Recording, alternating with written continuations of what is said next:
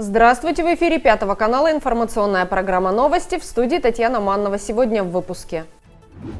В Рио главы Республики Коми стал Ростислав Гольдштейн, ранее занимавший должность губернатора Еврейской автономной области. Владимир Уйба ушел в отставку. Охрана общественного порядка во время праздников и в будни. Жители Интинского округа приглашают вступить в народную дружину.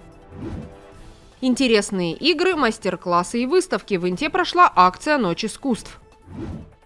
Временно исполняющим обязанности главы Республики Коми назначен Ростислав Гольдштейн. Соответствующий указ подписал президент России Владимир Путин. Возглавлявший наш регион с апреля 2020 года Владимир Уйба ушел в отставку по собственному желанию. Он записал видеообращение к жителям Коми, в котором сообщил, что президент поручил ему новый фронт работ уже на федеральном уровне. О какой именно должности идет речь, он не уточнил. На днях стало известно, что Владимир Уйба назначен первым заместителем начальника Главного военно-медицинского управления Министерства обороны Российской Федерации. Президент России Владимир Путин предложил главе Еврейской автономной области Ростиславу Гольдштейну возглавить Республику Коми. Гольдштейн в ответ заявил, что с гордостью и с честью принимает предложение. Хочу поблагодарить вас за работу на Дальнем Востоке и предложить переехать на работу в Республику Коми, где, как я знаю, вы работали, начиная с 90-го года, еще водителем. Ну и потом так доросли постепенно до члена Государственного совета республики. Затем стали депутатом Государственной Думы. И вот 5 лет проработали на Дальнем Востоке. Как вы относитесь к предложению вернуться в Коми? Владимир Владимирович, это для меня большая честь и огромная ответственность. Республика большая, экономически развитая, но ваше доверие для меня это всегда двойная ответственность. Поэтому я с гордостью и с честью принимаю ваше предложение. Я уверен, что нам удастся сделать все для развития республики. И уверен, да, что у нас все получится. Ростислав Гольдштейн назначен временно исполняющим обязанности главы Республики Коми до вступления в должность лица, избранного главой Республики Коми, говорится в тексте указа. Напомним, выборы состоятся в сентябре 2025 года. Гольдштейну 55 лет, он учился на Сахалине. Затем переехал в Коми, перешел в частный бизнес, стал гендиректором торгового дома «Гольдштейн». В 2000-х дважды избирался депутатом Госсовета Коми. В 2007-м был избран депутатом Госдумы 5-го созыва от «Единой России». Был депутатом и 6-го созыва. В 2015 году Гольдштейна назначили сенатором от Еврейской автономной области. В декабре 2019 года он стал в Рио губернатора Еврейской автономной области. В сентябре 2020 года избрался на первый срок. Желающих проявить свою активную гражданскую позицию не на словах, а на деле, способствуя созданию безопасной и комфортной городской среды, той, в которой мы все хотели бы жить, приглашают вступить в ряды народных дружинников. Эта добровольная организация оказывает помощь государственным правоохранительным органам в охране общественного порядка. Интинская народная дружина насчитывает более 30 человек. В составе в основном мужчины, но есть и женщины. Они участвуют во всех городских массовых мероприятиях, охраняя общественный порядок. Добровольцы вместе с представителями правоохранительных органов выходят на дежурство не только во время праздников, но и в будни, принимают меры по предотвращению и пресечению правонарушений. Основными задачами народной дружины является помощь правоохранительным органам в поимке преступников, если уж прям так надо. А так в основном это охрана общественного порядка, предупреждение правонарушений и остальное. Дружинниками могут стать дееспособные граждане Российской Федерации не младше 18 лет, не состоящие на учете с психическими заболеваниями, а также не страдающие алкоголизмом и наркоманией. Да, интимским дружинником можно стать, недавно мы завели страничку в ВК, можно написать напрямую, приглашаю всех как раз подписаться, мы там будем выкладывать основную информацию, вот как раз туда можно будет написать. Хочу уточнить, что дружинником может стать человек, достигший 18-летнего возраста, не имеющий непогашенные, незакрытые судимости и не находящийся в данный момент под уголовным преследованием. В данный момент у нас списочный состав это 33 человека, 20 человек у нас по городу Инта, и остальные это у нас в селах и поселках Интинского района. Времени занимает немного, так как это не основная работа, это все-таки добровольная народная дружина. И бывает на выходных мы выходим на несколько часов, это если вот охрана порядка во время спортивных мероприятий, либо это вот наши праздники, праздничные программы, вот, которые проходят на центральной площади. Это обычно час-два, иногда это несколько часов. Вот, допустим, самое большое мероприятие – это наш ТРПКР. Вот там мы дежурим уже, конечно, долго, там и 8 часов. Но, опять же, можем смены организовать. То есть это не обязательно все 8 часов находиться, допустим, на дежурстве. Это в первую очередь это добровольное, и это должно быть внутренний позыв помочь городу, но при этом это еще и оплачиваемая работа. Все дежурства дружинников оплачиваются. За 1 час работы в праздничные дни сотрудник ДНД получает 172 рубля, в будни – 115 рублей. Во время дежурств народным дружинникам выдаются удостоверения и специальная форма одежды с накидками. Желающие вступить в дружину могут обратиться к командиру ДНД, пройти собеседование для изучения деловых и личных качеств кандидата и написать заявление. Всю необходимую информацию можно получить по телефону 62025. В администрации округа прошло очередное заседание комиссии по делам несовершеннолетних. В нем приняли участие представители всех субъектов профилактики. Главный вопрос, который обсудили специалисты – жестокое обращение с детьми. Говоря об итогах работы комиссии за 9 месяцев этого года, специалист отдела по делам несовершеннолетних отметила, что в Инте зарегистрировано 27 случаев жестокого обращения с детьми. Увеличение по сравнению с прошлым годом значительное – 58%. За аналогичный период 2023 года таких обращений поступило 17. На сегодняшний день у нас имеется следующая практика и форма работы взаимодействия подразделений МВД России Интинск и субъектов профилактики по противодействию насильственных преступлений в отношении несовершеннолетних. Механизм взаимодействия с субъектами профилактики отлажен. Координатором всех действий является комиссия по делам несовершеннолетних. Ежеквартальная ситуация связана с жестоким обращением с несовершеннолетними, а также состояние преступности среди несовершеннолетних информируется комиссия по делам несовершеннолетних, прокуратура, учреждение социальной защиты, образования и здравоохранения. В адрес МВД России Интинский поступает информация в случае выявления неблагополучной обстановки в семье с учреждения социальной защиты, образования, здравоохранения и с других субъектов профилактики. Каждая информация о неблагополучной семье проверяется, по результатам проверки принимается решение в соответствии с законодательством.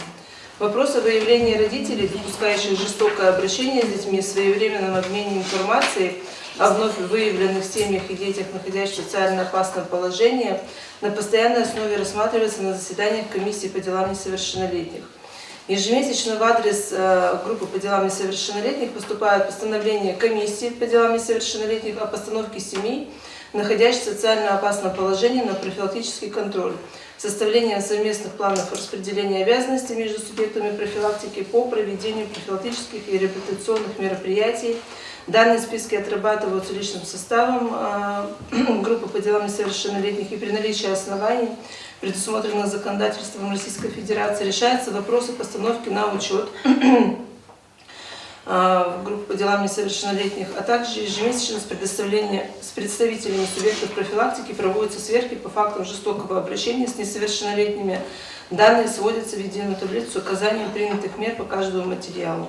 Светлана Педенко, заведующая отделением социальной помощи семье и детям Центра социальной защиты населения города Инты, продолжая тему, осветила те мероприятия, которые проводит учреждение, желая помочь детям, попавшим в трудную жизненную ситуацию. На профилактическом учете вот за этот период, 2-3 квартал 2024 года, состояла одна семья, которую мы в связи с лишением матери родительских прав 7 мая сняли на межвидном социальном консилиуме. Но тем не менее, вот за апрель если мы отчитываемся за второй-третий квартал.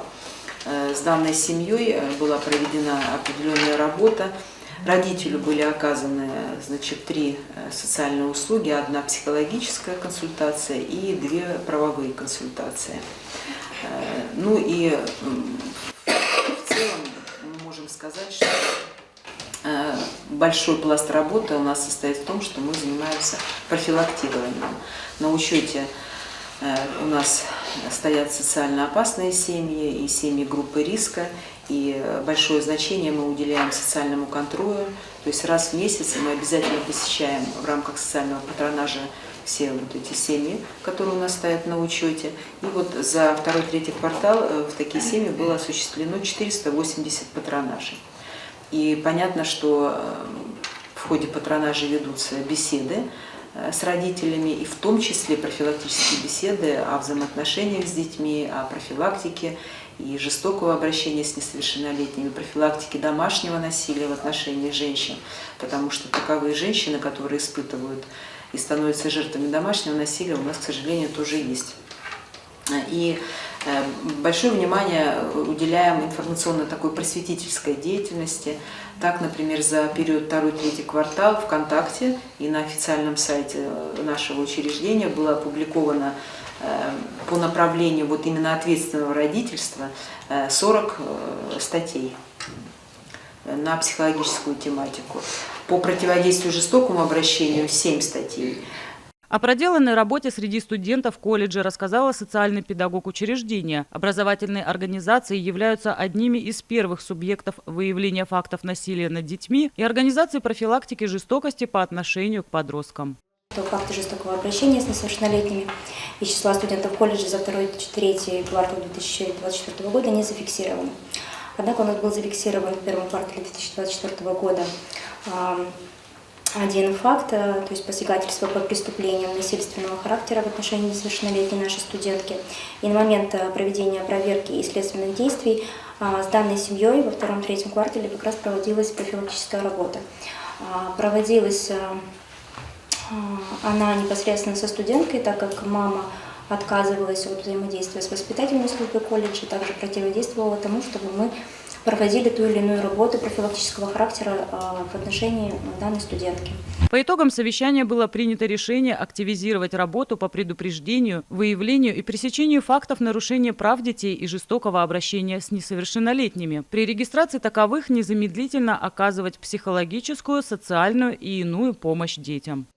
Инта в очередной раз присоединилась к всероссийской культурно-образовательной акции «Ночь искусств». Несколько лет подряд мероприятие проходит на базе Центральной библиотеки.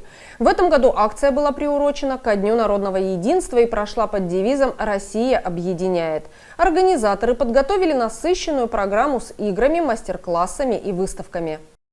Ночь искусств – это время распахнутых дверей и радушного приема гостей, завязывания знакомств, обретения друзей, возможность почувствовать красоту и силу искусства. Традиционно в рамках мероприятия в библиотеке открылась выставка «Интинский вернисаж», в этом году посвященная 70-летнему юбилею Инты. Свои работы на суд зрителей представили более 10 талантливых художников. Среди них Марина Линник и Виктория Сулимова. Этой выставке уже более 10 лет, и она с каждым годом все более и более популярна не только у наших художников, но и у зрителей. В этом году на выставку было представлено так много работ, что они даже не поместились в нашем выставочном зале. Они были расставлены на мольберты. Принимают участие 13 художников, среди них 2 наших бывших интинца. Это Марина Линник, которая уехала, и Виктория Алексеевна Сулимова, которая проживает в Сыктывкаре. Она даже вот приехала специально на выставку из города Сыктывкара. Я уехала из Инты, работаю в школе искусств в Сыктывкаре, также преподавателем на художественном отделении. К нам обратились, ко мне и к моему ученику Александру обратились из администрации Инты с просьбой сделать выставку. Мы сделали выставку, посвященную городу, и, значит, на интинский вернисаж некоторые работы пошли с этой выставки. Почему приехала? Потому что был методический день в школе, был свободный день, и приехала. Это родной город, я очень его хотела поздравить с юбилеем.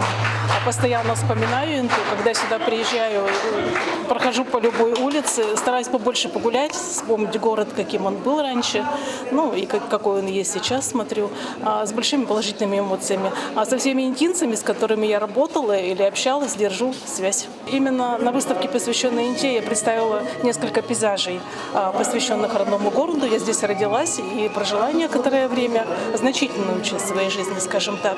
А на интинский вернисаж тоже пошли пейзажи с изображением Инты. В сентябре я сделала 5 работ, посвященных Инте, и они здесь представлены и на интинском вернисаже, и на выставке к юбилею города, и прежние работы, которые связаны с Интой, с Интинским районом, с экспедицией по реке Уса. Здесь пейзажи представлены. Выставка всегда имеет большой успех у жителей и гостей города. Интинский вернисаж объединяет художников, работающих в различных техниках и жанрах. Картины привлекательны тем, что все места, которые изображены в работах, узнаваемы для зрителя. Большинство сюжетов посвящено красоте родного города, природе, популярным городским пейзажам.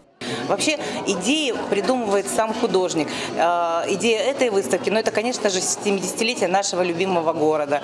И большинство работ, конечно же, представлены именно о нашем городе. То есть это и природа родного края, и наши живописные места города. Сначала, конечно, художники сами на свой взгляд выбирают свои работы. Ну и потом, конечно, у нас Ольга Анатольевна Загорская, главный наш библиотекарь, у нее художественное образование, она художник, и она, конечно, просматривает работы и отбирает. Но мы стараемся как можно больше работ хороших поместить, потому что нам в основном приносят все хорошие работы. Даже художники-любители в каждой работе стараются показать что-то интересное, новое, и они все интересные. Основная цель акции «Ночь искусств» – вовлечь жителей страны в сферу искусства, сделать их не просто зрителями, но и активными участниками культурного процесса, показать многообразие и богатство культурного наследия России, сплотить людей и вдохновить их на знакомство с разными видами искусства.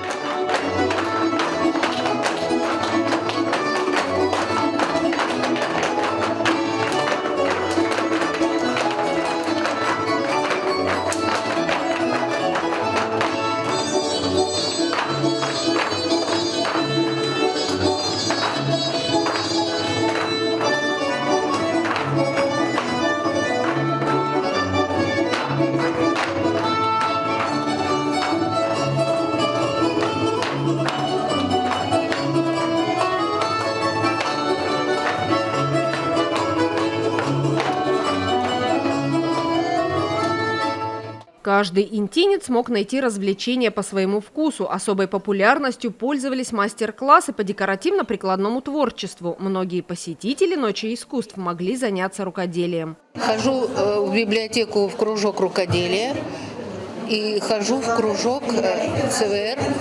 Кружок у нас там галерейка называется.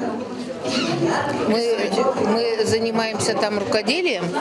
Кто вяжет, кто шьет, кто вышивает.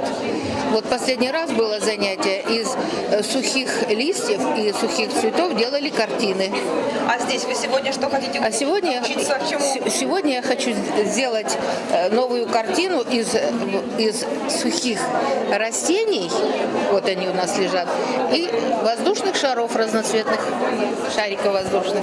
Когда-нибудь уже пробовали такое сделать? Нет, это первый раз. С шариками будет первый раз такое изделие у нас. Это будет у нас цветочки разноцветные, а зеленые листики приложим и палочки нарисуем. Стебельки. Ходила на рукоделие, мастер-классы теперь в галерейке ходим, получаем. Так что жизнь кипит. И очень нравится заниматься рукоделием или там рисованием, всякими безделушками. Когда у нас было в Сыктывкаре юбилей республики, и там поехали наши интинцы, они повезли 100 штук оленей, которых мы здесь сделали сами. Пришли ветераны, оленей навырезали, нашили, разукрасили и отвезли в подарок сыктывкарцам, кто заходил в зал, каждому вручали нашего оленя интинского. Так что я хожу много лет уже на рукоделие, везде, где можно участвовать. Получаете новые навыки, новые. Да. И у нас еще есть ЦНК, мы там ходим как ветераны на всякие мероприятия, и там у нас и чаепитие, там у нас концерты, выставки, так что жизнь кипит. Когда вы сюда прижимаете, получается вот такой ореол. Это некрасиво. Ваша задача просто оставить цветочек. А цветочек делается так. Не надо его раскатывать, не надо его катать, сильно нажимать. И влажной салфеточкой убираете краску, чтобы потом его нанести. Теперь я раздам вам лист. Что мы с ним делаем?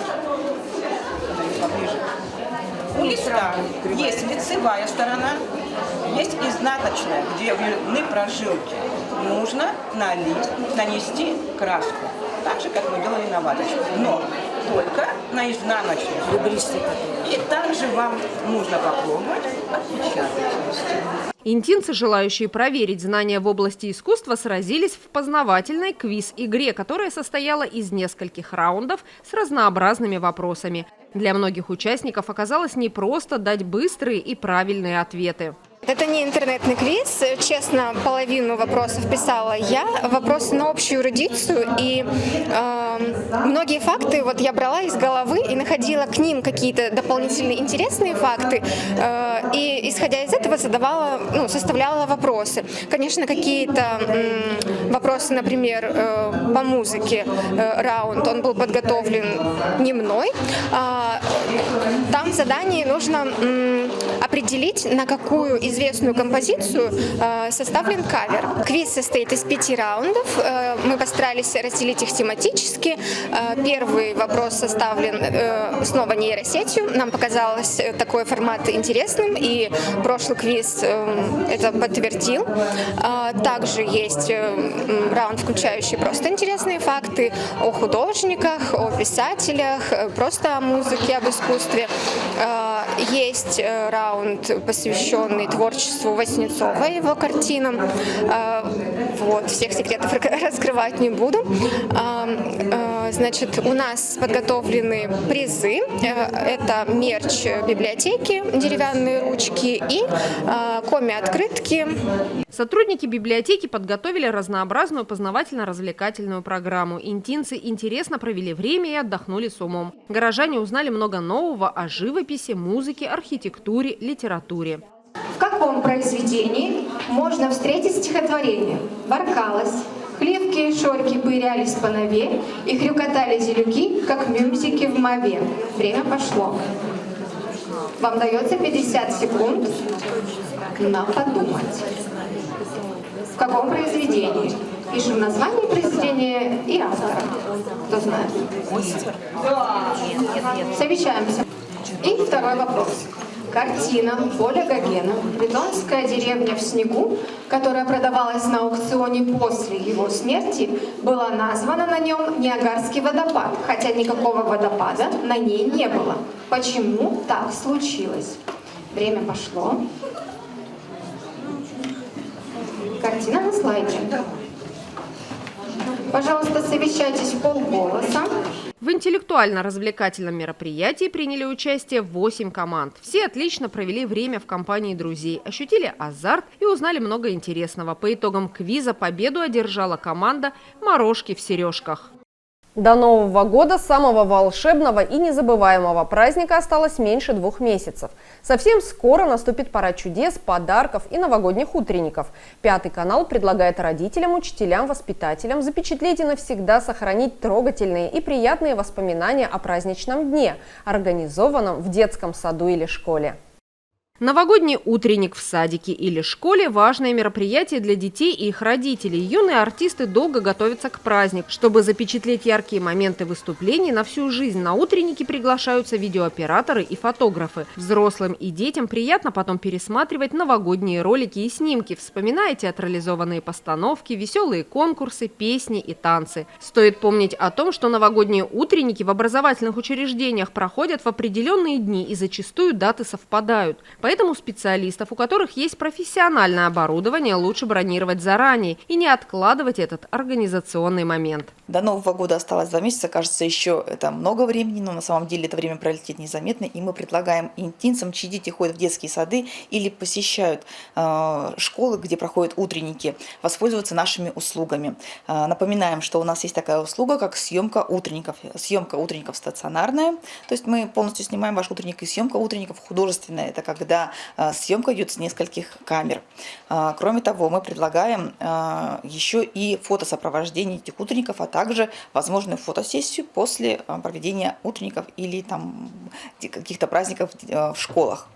Интинцы могут заказать как небольшой ролик, так и полноценный фильм с заставками, музыкальным сопровождением, интервью детей, родителей, учителей и воспитателей. В ходе съемочного процесса праздничного мероприятия может быть задействовано несколько видеокамер. При художественном монтаже специалисты используют кадры с разных ракурсов, чтобы точно и качественно передать трогательную атмосферу события с самыми волнующими моментами жизни детей. Фотографы тщательно отбирают и обрабатывают все отснятые кадры. Сцены у нас демократичные, то есть для группы, примерно сейчас, как у нас группа где-то примерно 20 человек, то есть выходит в среднем по 150 на человека. Это вообще ни о чем. А для себя это будет хороший подарок на Новый год, и это будет хорошая память вам и вашим детям. Кроме того, мы уже сейчас начинаем формировать новогодние концерты, предлагаем всем интинцам поздравить своих близких с Новым годом. Сейчас мы концерты выкладываем не только в эфире 5 канала, и пройдет он там несколько раз, но и в нашей группе ВКонтакте. То есть вы всегда сможете оставить эту память, ваши близкие посмотрят в любой удобный для них момент. Тоже стоимость вообще демократичная, 400 рублей одна песенка. С подводкой, с добрыми словами. Это будет хороший сюрприз для ваших родных, для коллективов. Мы ждем всех желающих и готовы помочь вам создать праздничное настроение для своих близких. Ознакомиться с перечнем услуг, которые оказывает телестудия «5 канал», может каждый. Наши телефоны 627 55 и 650 76. Готовы ответить на все интересующие вопросы. Консультируем и проводим все расчеты бесплатно. В честь приближающегося Всероссийского дня самбо и в рамках федерального проекта «Спорт. Норма жизни» национального проекта «Демография» 9 ноября в Инте состоится первенство по самбо. Соревнования пройдут среди воспитанников спортивной школы «Юность» по адресу улица Полярная, дом 18, начало в 11 часов. Продолжается реализация нашего плана спортивных и физкультурных мероприятий, и очередным событием в этом плане будет первенство спортивной школы «Юность» по самбо. Приглашаем наших интинцев 9 числа в 11 часов по адресу улица Полярная, дом 18. Но вообще хотелось бы сказать, что история празднования Всероссийского дня самбо, который отмечается в России 16 ноября, он уходит корнями в историю аж 1938 года, когда Всесоюзный комитет по физической культуре и спорту принял решение о развитии этого вида спорта. И Инте повезло, у нас в городе этот вид спорта достаточно популярен, он развивается. Более 50 ребят и девочек занимаются в секции самбо. С ними их тренируют 2 наших достаточно успешных тренера. Вот буквально неделю назад ребята ездили на первенство Республики Коми, и я думаю, что на предстоящих соревнованиях они покажут свои успехи, умения. Кроме того, мне бы хотелось отметить, что, наверное, беспрецедентными были вливания в этом году именно в материально-техническую базу этого вида спорта. Благодаря депутату Госсовета Александру Николаевичу Попову в этом году 800 тысяч рублей поступило на счет спортивной школы «Юность», и все они были направлены на укрепление материально-технической базы именно этого вида спорта самбо. Был приобретен спортивный инвентарь, оборудование, экипировка, и я думаю, что это хорошее подспорье для того, чтобы наши спортсмены занимались в условиях, которые помогают и позволяют им добиваться своих спортивных результатов. Поэтому я с удовольствием приглашаю наших интинцев. Еще раз напомню, 9 числа на улицу Полярная, 18, это здание бывшей первой школы, спортивный зал, поддержать наших спортсменов, поболеть за них и пожелать им успехов. Это все, о чем мы хотели рассказать вам сегодня. Смотрите новости на 5 канале и будьте в курсе значимых событий Инты. Всего доброго и до свидания.